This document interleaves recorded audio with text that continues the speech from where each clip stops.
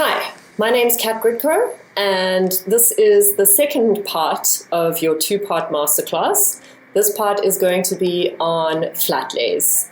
So the flat lay definition is shot directly from above, which means it's a bird's eye view of carefully arranged objects, which is popular in food and fashion photography, and you see this a lot on social media, which is shown in these two photos here, one of food and one of a magazine.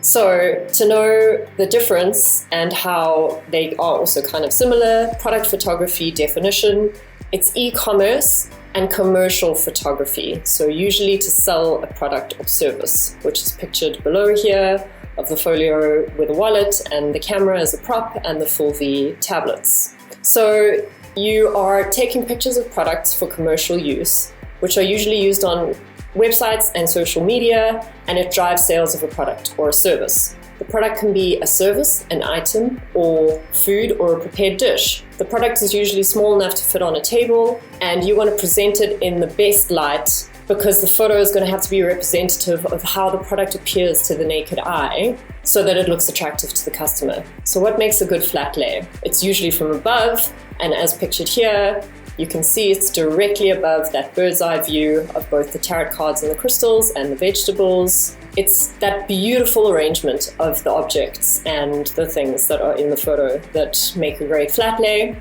So your camera is parallel with your lens straight down. Cannot stress that enough. Make sure so that your lines are straight. You can shoot it on the floor, use a chair or a ladder if you need to get higher. It usually tells a story through objects, colors, and organization and composition. And it's important that your subject, light, color, texture, form, and composition are really considered. So form is when objects have depth and are three-dimensional, so keep that in mind. You don't want to make anything look flat unintentionally. And you can see that style of flat lay here in these pictures, the one of the limes and the one of the jar bar product, directly from above, beautiful light, simple, but highlighting the products. And you want to place those props naturally so that it doesn't look too staged, and you want to layer and stack those props that add dimension and interest into your image. You want to play with lines and shadows to create even more interest. Make sure those lines are straight, very important, and that there's no unintentional overlapping, which gives the product space to breathe. You can add in some negative space to put some text in over that. You can cut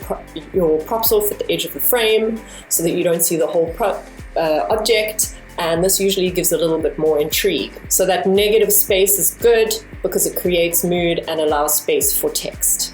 Details that are important is having the right props, and say if you want to spray some water on some fruit, or giving a different crop, basically. What makes a good product photography? Important variables that are important in photography are light, color, object, and composition. And it's important to remember these when photographing and editing images, which you can see in this picture. All of those have been considered while taking that photo. You need to keep your buyer in mind because they usually have the best look in person, but now they can't see everything in person before purchasing. So you need to focus on that. When you photograph a product, it's similar to a flat lay and similar to still life in other ways, which is why we're covering it all in this masterclass. So lighting is so important. It can make the difference and make the product look how it does in real life, which is really important. You really need to consider that lighting, which makes it look like it does to your naked eye when you're looking at the product, and that reveals the decision-making product features, which are so important when buying something, because website and online visitors will only have the photo to look at, so make it as realistic as possible. Your principles of photography is depth of field, color, props, and post-production. And your light can be natural versus artificial, and it can be soft light or hard light. You need to consider your balance and composition. So use your rule of thirds or your in-camera grid. That's super helpful. I always have mine on. And use what you have available. Get creative. Shoot in as high a quality as possible. RAW if you can, all the time. I only shoot in RAW, so it's easier to edit and better to edit. JPEG is not great to edit, so make sure you use RAW as much as possible.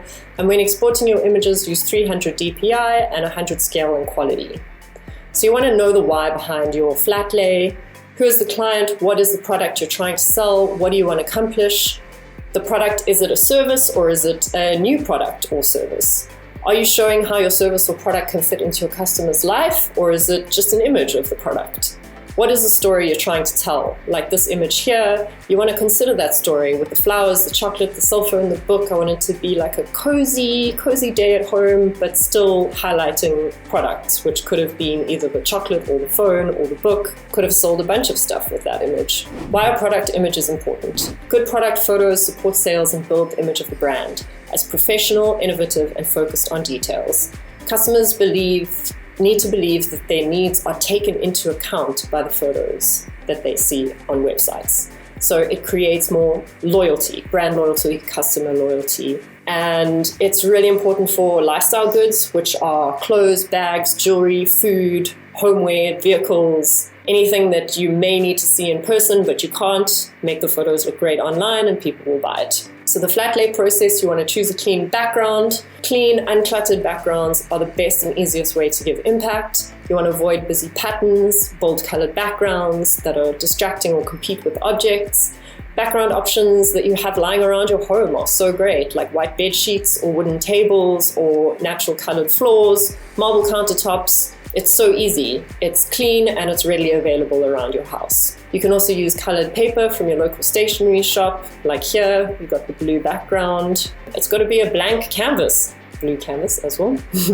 So you can also use flat lay boards. The boards are printed with textures on them, pictured here with berries. It just helps to add a little bit more interest into the photos. They're a great investment. You can have things that look like marble, wool, wood, tiles, like anything to add depth and texture. So I get mine obviously in Cape Town from flatlaystudio.co.za or from Flatlay Boards on Instagram, flatlayboards_SA. And I have the banners, which are printed on flexible PVC, which I can roll up and take with me. And I lie them on the floor or tape them to the wall to have a two-sided set. So the textures can also be found on hardboard. They're usually smaller. That's why I prefer the banners. But they stand up on their own, which is great, and it mimics a wall behind your objects, which are easy to store and transport. So for your flat lay process, your lighting, natural light, always best, as I said in the other masterclass, and natural looking light and relatable light are the best, which is pictured here. I used natural light and I used a reflector to bounce some light back. So you can use direct rays of light, but they will give you harsh shadows and extreme contrast. And this is okay if that's the effect that you want to go for, but if not, most flat lays do use soft light because that's just more appealing and it highlights the products, which is shown here on the other side of the same shot with a silver reflector, just reflecting some light back. So, flat lay process, placing the product. What is the product you're trying to sell? Is the flat lay about a service? If the main product is a book, you place your main object first and add other major elements around that. So if your main focus is the book, like pictured here, you then add your other major elements on top of it, like the glasses, the camera, the rose, and the rings. You want to play around and see how your main object relates to the other major objects in the photo, the other major elements. So together, it's got to make a framework for the smaller and more detailed props to stand out on their own, but not as much as the main product. So photographing your flat lay. You want a bird's eye view, again, straight from above, directly down, so your lines are nice and straight, pictured here in this photo of the book and the glasses and the camera. So camera directly above the middle of your flat lay, and it's parallel to your flat lay, and your lens is aimed straight down. And if you're using a camera phone, you can use square crop or don't if you need the bigger crop. But turn on your grid on your phone, on your DSLR. That grid is so helpful for the rule of thirds, and it helps you line up the shot and get a great shot. You know you've got it, and then you can move on. So once you've got the shot, you want to shoot some variations because you've taken the time to style your flat lay, so why not? Try different angles, get more shots, use a different crop, swap out props, use new ones. The options are endless. So when it comes to editing, all images benefit from editing, like this one shown here. It just had a little bit of an edit just to add some pop, but stock editing is minimal editing and it's generic generally. because the client's going to have to add a grade that's in line with their corporate identity, so you don't want to go too crazy on your editing. The photo apps to edit your images you can use on your phone are Visco and Snapseed, or you can use the editing tools on Instagram if you like. For computer, for batch editing, I use Lightroom and Capture One to remove blemishes, and Photoshop to do more complicated editing, like removing of objects. For even more complicated things like whole objects, definitely use Photoshop, but hopefully in stock you want to shoot as close to what you want as possible, so that you don't have to do that, because usually it's a lot of images. So you can change the photo up and the angle up by altering your crop, your exposure, your contrast, your saturation, your clarity. You want to play with all of those things, and that's the easiest way to make your flat lay stand out. And in time, you'll develop your own style. So photographing your product. When you are photographing a product that's not necessarily a flat lay, it's similar to flat lay photography, but you want a simple background which will have the greatest impact. And again, natural lighting is always favored. You want to think about your styling here as well. So you want to place your props in a natural way so they don't look too staged, and usually less is more. And again, layer and stack your props like shown here in this creamery, skin creamery ad. You've got lots of different layers. That adds dimension and interest. So you also want to, again, place props at the edge of your frame so that the viewer doesn't see the whole object, and that kind of adds some more intrigue. So that is the roundup of flat lays and a little bit of product. So now we are going to give you a task, and just like pictured here in the summerish type flat lay that I did, we want you to take any device that you have lying around the house. It could be a laptop, an iPad, an ebook, a phone, anything, whatever you have.